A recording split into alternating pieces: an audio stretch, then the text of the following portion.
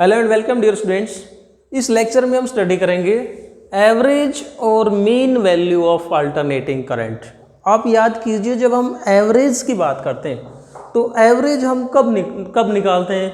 जब हमारे पास में कोई फिजिकल क्वांटिटी वेरिएबल हो, तब हम उसका एवरेज निकालते हैं। जैसे मान लो क्लास में 10 बच्चे हैं, सभी की हाइट अलग अलग है, तो हम एवरेज हाइट कैसे निकालते हैं?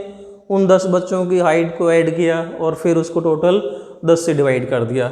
इसी प्रकार से मान लो हम और एग्जांपल लेते हैं कि मान लो कोई यू आर सिटिंग इन ए बस और वो बस किसी वेरिएबल स्पीड से चलती है। जैसे मान लो पहले घंटे में चलती है 60 किलोमीटर, अगले घंटे में चलती है 40 किलोमीटर, उससे नेक्स्ट 1 आवर में 80 किलोमीटर। तो इस बस ने टोटल 3 आवर्स में कितना डिस्टेंस कवर किया? 60 + 40 + 80 दैट्स इक्वल टू 180 किलोमीटर। और टोटल टाइम कितना लगा इसको? 3 आवर्स। तो 3 आवर्स में ये जो बस है वेरिएबल स्पीड से चली और इसने डिस्टेंस कवर किया 180 किलोमीटर। अब ये इस वेरिएबल स्पीड की जगह एक कांस्टेंट स्पीड से चलने लग जाए, और वो कांस्टेंट स्पीड कितनी होगी? और उसको हम क्या कहते हैं? Average speed. और हम कैसे निकालते हैं? Average speed is total distance upon total time. So कितना एवरेज स्पीड आएगी इसकी? 180 को यदि हम 3 से डिवाइड कर दें that is equal to 60 kilometre per hour. तो ये बस यदि 60 किलोमीटर पर आवर की कांस्टेंट स्पीड से चलने लग जाए तो भी क्या करेगी? ये 3 घंटे में 180 किलोमीटर डिस्टेंस कवर करेगी, राइट। सो ये अगर ये बस वेरिएबल स्पीड से चल रही है या फिर 60 किलोमीटर पर आवर की कांस्टेंट स्पीड से चलने लग जाए, तो इस कांस्टेंट स्पीड का हमने नाम क्या रखा हुआ है? एवरेज और मीन स्पीड बोलते हैं इसको, एवरेज स्पीड कहते हैं इसको, राइट। अब देखो यहाँ हम बात करते हैं अल्टरनेटिंग करंट की जो एवरेज हम क्यों निकालते हैं। We know that alternating current changes continuously. यहाँ 0 से फिर इंक्रीज हो रहा है, फिर इंक्रीज, यहाँ आके क्या हो गया? मैक्सिमम, फिर कम हो रहा है, फिर कम हो रहा है। इस टाइम पे 0, फिर नेगेटिव में यहाँ मैक्सिमम हो गया, फिर कम होता जा रहा है, फिर यहाँ 0, फिर again it will go on increasing. It means magnitude of alternating current is increasing और डिक्रीजिंग। मीन्स अल्टरनेटिंग करंट का जो मैग्नीट्यूड है वो कंटिन्यूसली चेंज हो रहा है, राइट। अब मान लो हमसे suppose we take any example कि हम मार्केट से कोई इलेक्ट्रॉनिक्स का सामान लेके आते हैं या हमारे घर में कोई भी इलेक्ट्रॉनिक्स आइटम, राइट। एंड अगर हम ये कहें कि इस इलेक्ट्रॉनिक्स आइटम में what is the current passing through this item, जैसे मान लो हमारे पास में टीवी है, फ्रिज है, प्रेस है, कोई भी इलेक्ट्रॉनिक आइटम है, अगर हम ये कहें कि उसमें कितना करंट पास हो रहा है, तो क्या बताएंगे? हम ये कहेंगे कि करंट यहाँ कुछ टाइम पे 0, फिर मैक्सिमम हो गया, फिर 0, फिर नेगेटिव में मैक्सिमम। तो उससे बचने के लिए हम क्या करते हैं? करंट की एवरेज वैल्यू निकाल लेते हैं। Then we can say that average current is passing through this device, right. अब डायरेक्टली यदि हम कहते हैं तो क्या होगा? करंट का मैग्नीट्यूड तो लगातार चेंज हो रहा है, so we do not have a fix value. लेकिन यदि हम एवरेज निकाल लेते हैं then we can say that this average current is passing.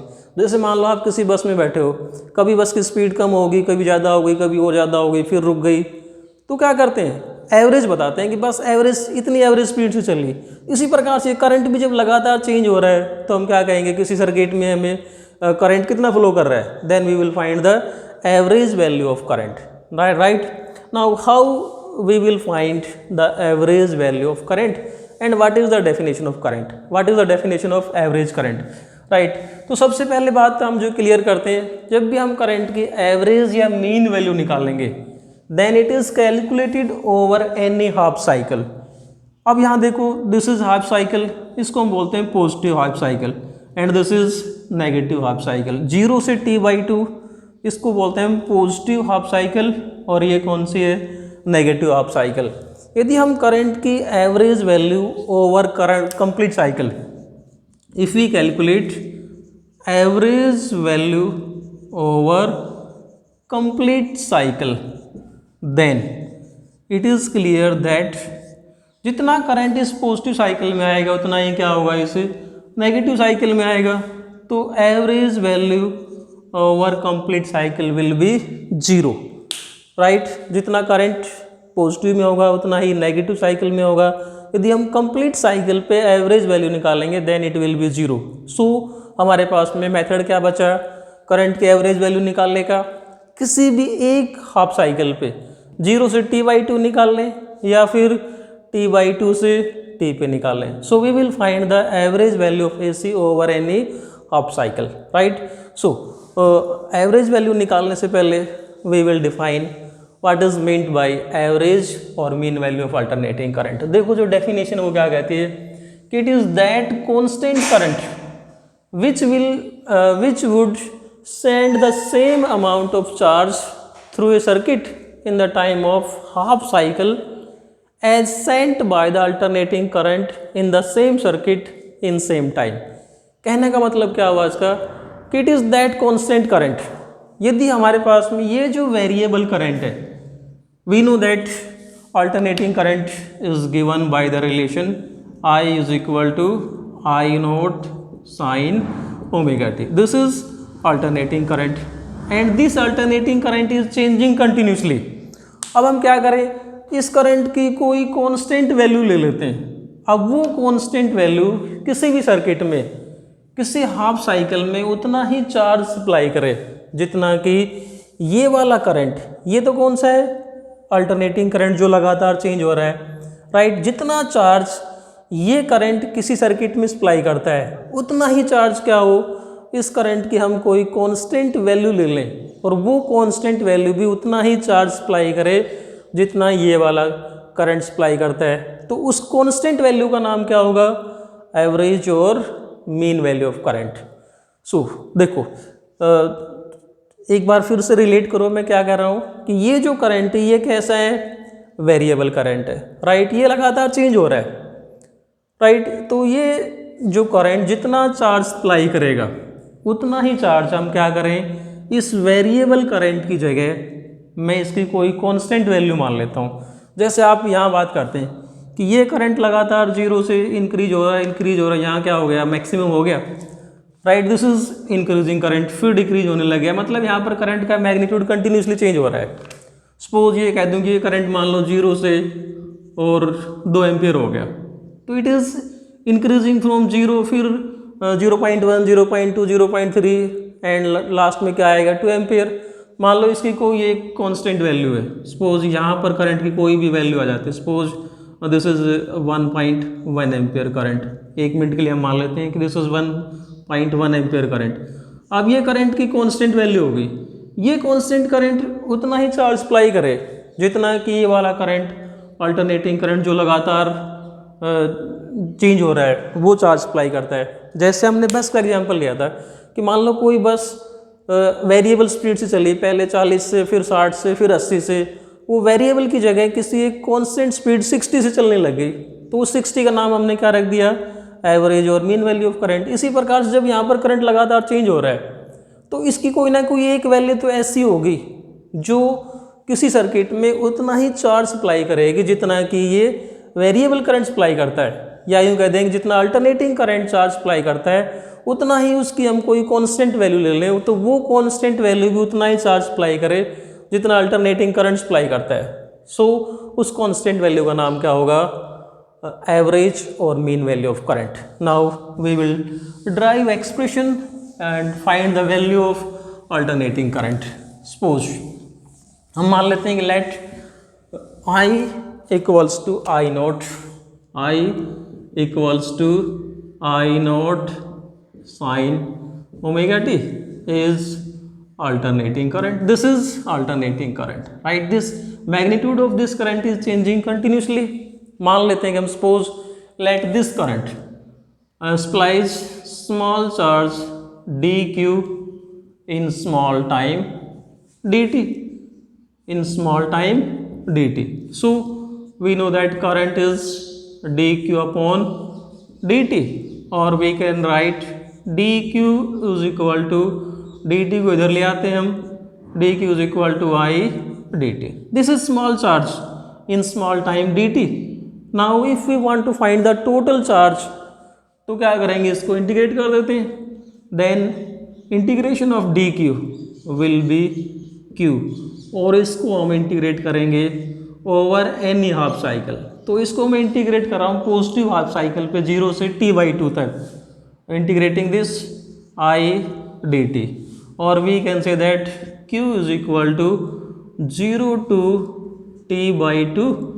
I की जगह हम पुट कर देंगे I0 sin omega t, right, और we can write q is equal to I0 constant value है, maximum value of current which is constant, ये क्या हो गया हमारे पास में कांस्टेंट, और इंटीग्रेशन में क्या रहेगा साइन ओमेगा t dt 0 से t/2 तक। Now let us solve this integration. तो हमारे पास में क्या आएगा, we can write it as q is equal to I0 integration of sine omega t is, we know that it is minus cos omega t upon omega, and limit is 0 to t/2, right. और यहाँ minus है तो इस minus को हम limit को reverse कर देते हैं, t/2 से 0 कर देंगे तो माइनस खत्म हो जाएगा।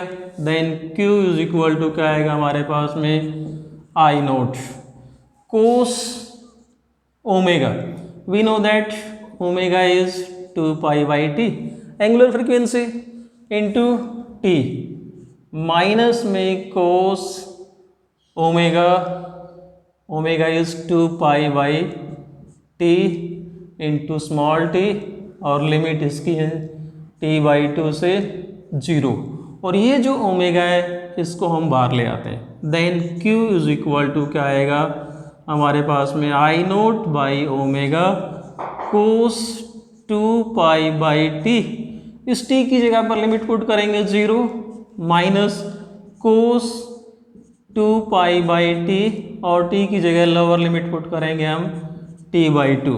सो this will be equals to q is equal to I0 by omega, this will be cos 0 and cos 0 is 1, minus यहाँ t से t कैंसिल हो जाएगा 2 से 2, this will be cos pi, and cos pi is -1, so minus ये है, minus minus क्या हो गया +1, so we can write q is equal to 2I0 by omega. हमारे पास में ये चार्ज आ गया जो अल्टरनेटिंग करंट है। अल्टरनेटिंग करंट, ये वाला करंट जो हमने स्टार्टिंग में लिया था I is equal to I0 sin omega t, this is alternating current, and this alternating current supplies this charge in half cycle 0 to t/2, right। ये alternating current कितना charge supply करता है, q is equal to 2I0 by omega. Now अब हम क्या करते हैं, इस करंट की कोई एक कांस्टेंट वैल्यू मान लेते हैं, राइट। सपोज या मान लेते हैं लेट I_m इज एवरेज और मीन वैल्यू ऑफ करंट, ये मान लेता हूँ मैं करंट की मीन वैल्यू है। सो ये मीन वैल्यू कितना चार्ज सप्लाई करेगी, we know that q is equal to IT, using this relation current की ये वाली मीन वैल्यू कितना चार्ज सप्लाई करेगी in the time of half cycle, q is equal to IT I_m into t/2।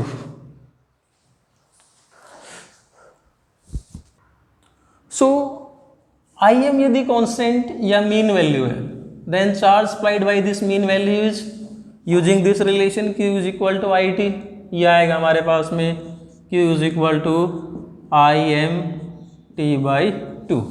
Now according to definition, definition क्या थी हमारी कि जितना चार्ज ये अल्टरनेटिंग करंट सप्लाई करता है उतना ही हम करंट की कोई कांस्टेंट वैल्यू ले लें तो वो सप्लाई करे।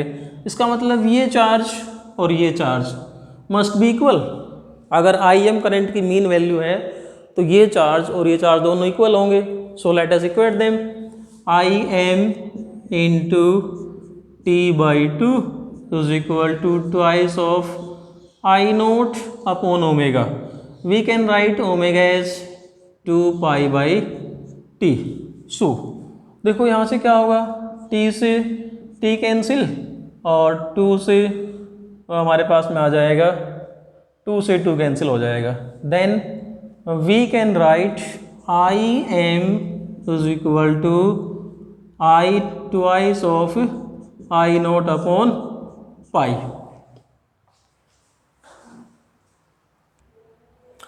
सो अब यदि हम इसको फर्दर सॉल्व करते हैं then we will get I M 2 upon pi को यदि हम सॉल्व करेंगे तो हमें मिलेगा 0.637 times of I naught. So हमारे पास में करंट की जो मेन वैल्यू आ गई that is equal to I M is equal to 0.637 times of I nought. ये हमारे पास में करंट की एवरेज या मीन वैल्यू आ जाती है। अब जैसे हम बात करें यहाँ पर मान लो कि मैक्सिमम करंट 5 एम्पेयर है, किसी सर्किट में मैक्सिमम करंट 5 एम्पेयर है, तो उस 5 एम्पेयर के आप एवरेज वैल्यू कैसे बताओगे? अगर हम इसको 5 से मल्टीप्लाई कर देंगे देन जो भी हमारे पास में आंसर आएगा that will be the constant current. और वो कांस्टेंट करंट क्या होगा? करंट की एवरेज और मीन वैल्यू। अगर सपोज मैक्सिमम करंट 2 एम्पेयर है तो इसको 2 से मल्टीप्लाई कर देंगे तो वो क्या आ जाएगी? करंट की मीन वैल्यू आ जाएगी। सो किसी भी वैल्यू का करंट आप कितना भी हो, कितना भी वेरी कर रहा हो, उसका हम क्या निकाल सकते हैं? एवरेज निकाल सकते हैं यूजिंग दिस फार्मूला। और अगर इसको हम परसेंटेज में निकालेंगे then it will be equal to I M is equal to 63.7% of I nought. ये आएगा आई नोट का 63.7%, राइट। अब देखो ये तो आया हमारे पास में ओवर पॉजिटिव हाफ साइकिल 0 से t/2।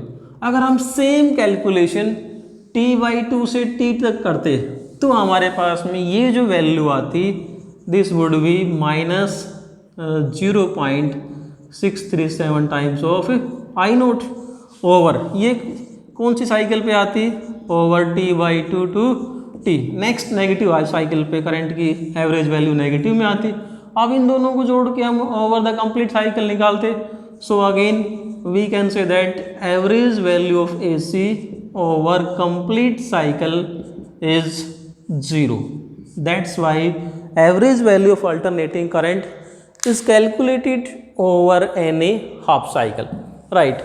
In the same way यदि हमारे पास में ये आता है कि what will be the average or mean value of alternating EMF, यदि करंट की जगह alternating EMF होता then सेम फार्मूला हमें बिल्कुल उसी तरीके से ड्राइव करना था। लास्ट में क्या आएगा? EM is equal to 0.637 times of E nought, because we know that alternating current and alternating EMF both varies according to the same relation. So same formula था अल्टरनेटिंग EMF के case में भी same definition होती है। हमने alternating current की definition में जहाँ पर करंट यूज किया है वहाँ पर हम क्या यूज कर लेंगे? Alternating EMF, then definition will be same.